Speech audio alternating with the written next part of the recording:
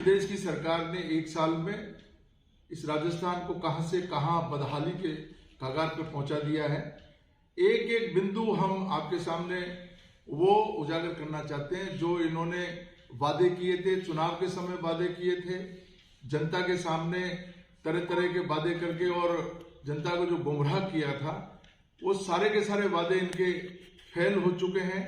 एक भी बिंदु पे भाजपा की सरकार ये कामयाब नहीं हो पाई है और मैं आपको बिंदुवार आपके सामने रखूंगा। भाजपा की सरकार ने सबसे पहले तो 100 दिन की कार्य योजना जारी की थी। आज 365 दिन से ज्यादा समय हो गया और उस पर 100 दिन की कार्य योजना का कोई रिपोर्ट कार्ड जारी नहीं किया जा सका है। एक साल के अंदर ही प्रदेश की जनता भाजपा के कुशासन से त्रस्त हो गई है। प्रदेश का हर वर्ग, किसान, मजदूर, महिला, युवा और सरकारी कर्मचारी देख रहे हैं कि जो बड़े से बड़े वादे कर भाजपा सरकार में आई वो पूरे क्यों नहीं कर रही है। एक तरफ चमक धमक से जनता को भ्रमित किया जा रहा है, वहीं किसान इंतजार कर रहे हैं कि 12,000 रुपए किसान सम्मान निधि कब से मिलेगी और गेहूं को 2700 रुपए क्विंटल कीमत व बाजरे की एमएसपी पर कब से खरीदा जाएगा। 450 रुपए में सिलेंडर का वादा किया था पर किसी महीने सब्सिडी आती है, कभी नहीं आती है। सामाजिक सुरक्षा पेंशन नहीं दी जा रही है। बच्चियां साइकिल और स्कूटियों का इंतजार कर रहे हैं। हमारी सरकार की योजनाओं का या तो नाम बदल दिया जा रहा है या फिर इन्हें बंद कर दिया जा रहा है। 12 से अधिक योजनाओं के नाम बदले जा चुके हैं। किसानों के हित में चल रही एग्रो प्रोसेसिंग पॉलिसी तक को बंद कर दिया, जिसमें किसानों को कृषि आधारित उद्योग लगाने का अनुदान दिया जाता था। मैं तो ये सबसे बड़ी बात तो आपके सामने कहना चाहता हूं कि योजनाओं का नाम बदले, लेकिन कई योजनाएं तो खुद इनकी थी। जैसे ईआरसीपी वाली योजना थी। ईआरसीपी का जो प्रोजेक्ट था, ईआरसीपी का प्रोजेक्ट तो हमारे आदरणीय वसुंधरा जी ने वो लेकर के आई थी, ईस्टर्न राजस्थान कैनाल प्रोजेक्ट। और ये परियोजना बहुत पूर्वी राजस्थान के किसानों के लिए बहुत बड़ी परियोजना थी, जिससे सिंचाई के लिए जो है पानी उपलब्ध होता, पीने के लिए पानी उपलब्ध होता। लेकिन इसको जिस तरीके से कांग्रेस की सरकार ने आगे बढ़ाया, 13,000 करोड़ रुपए अशोक गहलोत साहब की सरकार ने नवनेरा और ईसरदा बांध के लिए दिए थे और 13,000 करोड़ रुपए का वो लगभग काम पूरा हो गया था। इन्होंने उस परियोजना को आगे बढ़ाने का काम नहीं किया, वरन उसको पीकेसी और दूसरी नाम बदल करके उसको उलझाने का काम किया। प्रधानमंत्री जी ने जब वो चुनाव से पहले अजमेर आए थे, जयपुर में आए थे, उस समय वादा किया था कि हम इसको राष्ट्रीय परियोजना घोषित करेंगे। राष्ट्रीय परियोजना तो घोषित नहीं की और उसको पीकेसी का नाम बदल लिए। कोई बात नहीं है। पार्वती, काली सिंध और चंबल, ये लिंक परियोजना के नाम से अभी जो ये परियोजना अभी मध्य प्रदेश के साथ समझौता, मैं कहना चाहता हूं मध्य प्रदेश के साथ समझौता तो वसुंधरा जी के समय 2005 में ही हो गया था। क्या जरूरत पड़ गई मध्य प्रदेश से दोबारा समझौता करने की? अगर वो समझौता भी किया है तो हमारी ये मांग है कि वो एमओयू राजस्थान की जनता को क्यों नहीं बताया जा रहा है, उसको क्यों छुपा करके बैठे हुए हैं। हमने असेंबली में भी ये सवाल उठाया और हमारे पूर्व मुख्यमंत्री जी बार बार ये कह रहे हैं, अशोक गहलोत साहब आप बताइए क्या समझौता किया है। जनता के, राजस्थान की जनता के हितों पर आप कोई कुठाराघात तो नहीं करके आए हैं। ये राजस्थान की जनता को जानने का हक है, लेकिन उसको भाजपा की सरकार उजागर नहीं कर रही है। हमारी मांग है कि उसको बताया जाए एमओयू क्या किया है, कितना पानी मिलेगा, कितना सिंचाई के लिए मिलेगा, ड्रिंकिंग वाटर की क्या पोजीशन रहेगी। ये पूर्वी राजस्थान पूरा एक एक बूंद पानी के लिए तरस रहा है और भरतपुर संभाग की हालत तो बहुत ही ज्यादा खराब है। हमारे गंगापुर, बावनबास, नांदोती, करौली वाला एरिया, जिसमें आज भी लोग एक एक बूंद पानी के लिए तरस रहे हैं। चंबल बिल्कुल बगल में बह करके और चंबल का पानी समुद्र में जा रहा है। बहुत पहले से लोगों की मांग थी, वो मांग को जो राजस्थान सरकार, पूर्व राजस्थान सरकार आदरणीय गहलोत साहब जिस परियोजना स्कूल, सड़क, अस्पताल और दिसंबर 2023 में एक आदेश जारी कर रोक दिए, ये काम अभी तक शुरू नहीं हुए। पिछले एक साल में चाहे घरेलू बिजली हो, कृषि बिजली हो, दोनों की स्थिति बदतर हो चुकी है।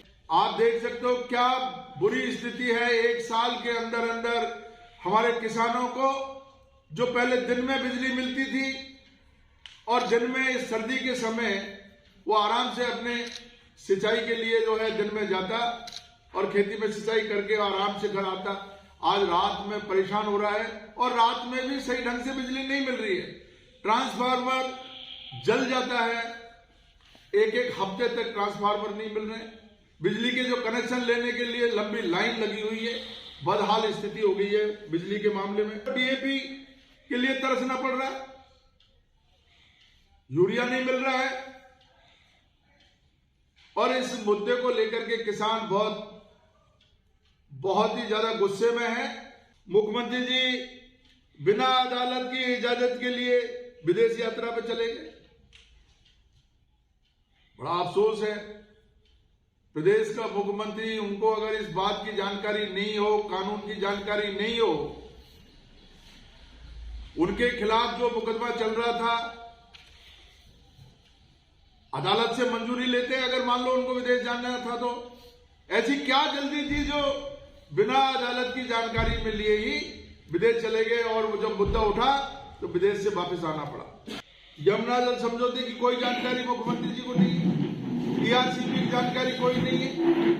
अरे भाई, भरतपुर संभाग में पैदा हुए हो, भरतपुर संभाग में आपने यहाँ पर पूरा जीवन निकाला है, आपको पता होना चाहिए भरतपुर संभाग की जो महत्वपूर्ण योजना है उसका जानकारी होनी चाहिए। मैंने खुद ने सवाल उठाया था, कोई जवाब मुख्यमंत्री जी ने नहीं दे पाए। जब आप कहते हो डबल इंजन की सरकार है, डबल इंजन की सरकार है और आप मान रहे हैं डबल इंजन, कि आपके केंद्र में भी सरकार आपकी है, प्रदेश में भी आपकी है, तो आपको जो क्लियरेंस जो वहां एक दिन में, 5 दिन में, एक हफ्ते में मिल सकती है, क्यों आपको 1 साल लग गया? इससे राजस्थान में जो उद्योग, जो अलाइड जो इंडस्ट्रियां लगनी थी वो उसमें देरी हो रही है, जिसमें लाखों लोगों को रोजगार मिलना था वो पिछड़ रहे हैं। पेपर लीक का मुद्दा बहुत तेजी से इन्होंने उठाया और सरकार इसको अपनी उपलब्धि बता रही है। अरे भाई, पेपर लीक हुआ, किसी ने अपराध किया है तो ये तो कानूनी रूप से सरकार का दायित्व बनता है कि वो उसके खिलाफ कार्रवाई करे, उनको गिरफ्तार करे। जिसने भी पेपर लीक किया है या जिसमें पेपर लीक के प्रकरण में जिन लोगों की भागीदारी है, जो उसमें लिप्त पाए जाते हैं, अगर उनको सरकार गिरफ्तार करती है, उनके खिलाफ कानूनी कार्रवाई करती है, तो ये सरकार की जिम्मेदारी है। इसको उपलब्धि के रूप में नहीं लेकर के जिम्मेदारी के रूप में ले और सरकार को सख्त कार्रवाई करनी चाहिए। वो पेपर लीक के मामले में हम मगरमच्छ पकड़ेंगे, हम मगरमच्छों को पकड़ेंगे। आप पे अभी सुइया तो पकड़ में आ नहीं रही है। आपने जो पेपर लीक के जो जिन लोगों को पकड़ा वो सारे के सारे लोग छूट करके निकल रहे हैं। उनके खिलाफ तथ्य जो आपको जो जुटाने चाहिए थे, जो ठोस कार्रवाई उनके खिलाफ करनी चाहिए थी, वो ठोस कार्रवाई राजस्थान की सरकार नहीं कर पा रही है। विकास ये करना ही नहीं चाहते। इनको ये पता है कि विकास करने से कोई वोट नहीं मिलेंगे। वोट मिलेंगे हिंदू मुस्लिम करने से मिलेंगे, आपस में जातियों को लड़ाने से मिलेंगे, एक दूसरे क्षेत्र के लोगों को दूसरे क्षेत्र के लोगों से लड़ाने से मिलेंगे। सरकार के एक मंत्री किरोड़ीलाल जी के बारे में तो पता ही नहीं है कि वो मंत्री है या नहीं है। वो कभी एसओजी के ऑफिस शिकायत करने पहुंचते हैं, कभी पुलिस वालों से हिरासत के लिए लोगों को छुड़वाने पहुंचते हैं, कभी कहते हैं मैं मंत्री नहीं हूं, मैंने इस्तीफा दे दिया है। अब वो इस्तीफा दे करके भी फिर विभाग का कामकाज संभाल रहे हैं। स्थिति स्पष्ट नहीं है। केवल अडानी को बुला करके, केवल अंबानी को बुला करके और लोगों को, जिनको एक सूत्र में हम ये कहें कि आपके जो चहेते लोग हैं, चहेते लोगों को राजस्थान की संपत्ति को लुटाने का ये काम कर चुकी है सरकार। इसने शुरू कर दिया है। केंद्र तो पहले से ही लुटा रहा है और अब राजस्थान की सरकार भी ये राजस्थान की संपत्ति को लुटाने का ये अभियान शुरू कर चुकी है। सरकार केवल दिल्ली से जो निर्देश मिल रहे हैं मुख्यमंत्री जी हर बात पूछने के लिए दिल्ली जाते हैं। दिल्ली से जो कोई उनको निर्देश मिले, जो कोई उनको पर्ची मिली, उसको आकर के और यहाँ उसको पढ़े हैं। ये पर्ची को पढ़ने से काम नहीं चलेगा। और भरतपुर संभाग में जो पीकेसी ईआरसीपी की योजना जो अभी मोदी जी जिसका अभी लोकार्पण करके गए हैं, उसका शिलान्यास करके गए हैं, लोकार्पण हमारे कामों का किया उन्होंने। नवनेरा और ईसरदाबाद ये पूरी तरीके से हमारी सरकार के काम थे। हमारी सरकार में फंडिंग हुई, 13,000 करोड़ रुपए अशोक गहलोत साहब ने दिए थे, उनका लोकार्पण उन्होंने किया। स्थिति स्पष्ट करके नहीं गए, केवल घड़ों में पानी इधर से उधर पलट करके और लोगों को गुमराह करके गए हैं। मैं इसकी भर्त्सना करता हूं। पूर्वी राजस्थान के लोग ये पूछना चाहते हैं, क्या घात आप अंदर अंदर कर रहे हो? आप वहां के मुख्यमंत्री को यहां बुला करके दिल्ली ले गए और आपने उनसे क्या समझौता किया है? एमओयू का कोई पता नहीं है। एमओयू को बताना चाहिए। 70,000 करोड़ की टोटल पीकेसी, उसमें से 35,000 करोड़ रुपया राजस्थान को खर्च करना है। उसमें से राजस्थान ऑलरेडी 11,000 करोड़ रुपया खर्च कर चुका है। That means 1/3 of the cost has already been spent on नौनेरा। और पीकेसी से इनने क्या करा है, आपको कोई पानी हमारे किसानों को सिंचाई के लिए नहीं मिलेगा। सिर्फ पानी किसके लिए मिलेगा? पीने के लिए मिलेगा और किसी के लिए पानी नहीं मिलेगा। ये आपको और हमारे को सिर्फ एक चश्मा पहना रहे हैं कि पीकेसी कर रहे हैं। पीकेसी का धौलपुर में क्या होने वाला आपको पता है? पीकेसी का धौलपुर में सिर्फ ये होने वाला है कि 3 बांध जो हैं अपने पार्वती, रामसागर और ये आगे वाला जो बांध है उर्मिला सागर, सिर्फ वो भरने वाला है। वो तो हमारा ऑलरेडी काली तीर में हो चुका है। 640 करोड़ रुपए हम खर्च कर चुके हैं। जुलाई टू सितंबर जो ओवरफ्लो आएगा चंबल का, वो हम ऑलरेडी इसमें डालेंगे। वो तो हम ऑलरेडी कर चुके हैं। तो हमारे लिए धौलपुर जिले के लिए इसमें कोई फायदा नहीं है। ना कोई सिंचाई में कोई फायदा होगा, ना पीने के पानी के लिए कोई फायदा होगा। ये तो सिर्फ वाटर टेबल जो बढ़ेगा सिर्फ वही बढ़ रहा है, इससे ज्यादा तो कुछ नहीं है। सिर्फ क्योंकि काली तीर जो पानी पीने वाली स्कीम है, जो बाड़ी और उसके लिए है, बसेड़ी के लिए है, वो भी ऑलरेडी हम कर चुके हैं। वो वापस इस बार इन्होंने बजट अनाउंसमेंट करा है। हम वो पहले ही बजट अनाउंसमेंट कर चुके थे, उसका पैसा दे चुके थे, उसका डीपीआर बनने के लिए ऑलरेडी दे दी थी। तो ये तो उन्होंने रिपीट करी इस साल। तो ये जो कथनी और करनी में इनका फर्क है वो नहीं है। और हमारे साथ क्या हो रहा है, आप आज हिंदू में एडवर्टाइजमेंट पढ़िएगा, मध्य प्रदेश सरकार ने पूरा एडवर्टाइजमेंट दिया है, पूरी कॉस्ट बताई है इसकी। उनको फायदा सबसे ज्यादा हो रहा है, हमारे को फायदा नहीं हो रहा। उनकी सिंचाई के लिए करीब करीब 2 लाख या 3 लाख एकड़ आज एडवर्टाइजमेंट है। 2 लाख या 3 लाख एकड़ जमीन जो है उनकी सिंचाई के लिए काम आएगी। हमारे राजस्थान में नहीं काम आएगी। 8 लाख काम आएगी। आज आया है 8 लाख काम आ रही, हमारे लिए नहीं आ रही। और दूसरी जो सबसे बड़ा कटोराघात धौलपुर डिस्ट्रिक्ट के साथ हो रहा है, हमारे को शहर में 25 MLD पानी मिलता था पीने के लिए, और अब हमारे को 15 MLD पानी पर रोक दिया गया। हमारा 10 MLD पानी जो शहर के लिए हमारे को मिलता था, सुबह शाम हमारे को पानी मिलता था, वो बंद हो गया। अब सिर्फ एक टाइम पानी मिल रहा है धौलपुर शहर को। वो पानी यहां से खींच के कौन ले गया? भरतपुर ले गया। दूसरा, आज आपने देख लिया धौलपुर की हालत क्या, आप सबको पता है। कॉलोनीज की हालत क्या है। एक पैसा एफएफसी का, एक पैसा जो नगर परिषद धौलपुर को आना था वो नहीं आया। एक पैसा नहीं आया, ना राजाखेड़ा को आया, ना धौलपुर को आया, ना बाड़ी को आया। एक पैसा नहीं आया। एफएफसी की पूरी किस्त जो सेंट्रल गवर्नमेंट की थी वो हमारी कट गई। तीसरी चीज, आज जो बिजली है, बिजली धौलपुर सबसे पहले एलडी में चला जाता है। क्यों? क्योंकि आपको बिजली कहां देनी है? भरतपुर देनी है। तो मतलब धौलपुर में तो आदमी वास ही नहीं करते, धौलपुर में आदमी रहते ही नहीं। ये मैं पहले भी बोल चुका हूं। धौलपुर में तो सब जानवर रहते हैं, धौलपुर में आदमी रहते ही नहीं। तो ये कटोराघात जो ये सरकार, पर्ची सरकार कर रही है धौलपुर के साथ, वो बेहद ही शर्मनाक है और इसकी हम खुले दिल से भर्त्सना करते हैं। दूसरा, आज जो सबसे इंपॉर्टेंट मुद्दा जो हमारे एक्स एमएलए साहब ने बोला, बाबा साहब के लिए जो गृह मंत्री जी ने बोला, वो बहुत ही शर्मनाक है। आज बाबा साहब को कई समाज भगवान स्वरूप मानते हैं, उनकी आस्थाओं पर उनने ठेस पहुंचाया। मैं उनसे विनती करता हूं कि या तो वो माफ़ी मांगे या अपना इस्तीफा सौंपें, जिससे कि इस कंट्रोवर्सी को ख़त्म हो सके। नहीं तो ये कंट्रोवर्सी ख़त्म नहीं होगी। हम इस पर कल भी हम सड़क पर थे, आगे वापस 28 तारीख को प्रोग्राम बन रहा है, वापस सड़क पर जाएंगे। इस तरह से काम नहीं चलेगा कि इनके जो मुंह में आए वो ये बोल दें, वो काम नहीं चलेगा। और 1 साल में धौलपुर में आपने देख लिया क्या काम हो रहा है। धौलपुर में कोई काम नहीं हो रहा। यहाँ के लोग, यहाँ के जो सो कॉल्ड बीजेपी के एक्स प्रत्याशी जो थे, वो सिर्फ एक दूसरे की शिकायतें करने में लग रहे हैं और कोई काम नहीं हो रहा। लोगों की शिकायत कर रहे हैं, लोगों का काम रुक रहा है, कुछ भी नहीं हो रहा। और शिकायतों में स्पेसिफिकेशन भी नहीं दिया जा रहा है। वो तो पूरी शिकायतें कर रहे जा रहे हैं, क्योंकि आप सबको पता है वो क्यों शिकायतें कर रहे हैं। वो शिकायत इसलिए कर रहे हैं कि जिससे ठेकेदारों से पैसा ऐंठ सके, जिससे, मैं ये खुला आरोप लगा रहा हूं उन पर कि ठेकेदारों से पैसा लेने के लिए शिकायतें करी जा रही है। हर किसी डिपार्टमेंट में शिकायत करके और उसको चुपचाप बुला दिया जाता है कि ला हमारे को 5% दे जा, 2% दे जा, 3% दे जा। ये धौलपुर का हाल हो रहा है। धौलपुर में सब जितने पब्लिक वर्क्स डिपार्टमेंट हैं, सब पर काम बिल्कुल बंद है। सिर्फ ब्लैकमेलिंग हो रही है, यहाँ ठेकेदारों की ब्लैकमेलिंग हो रही है।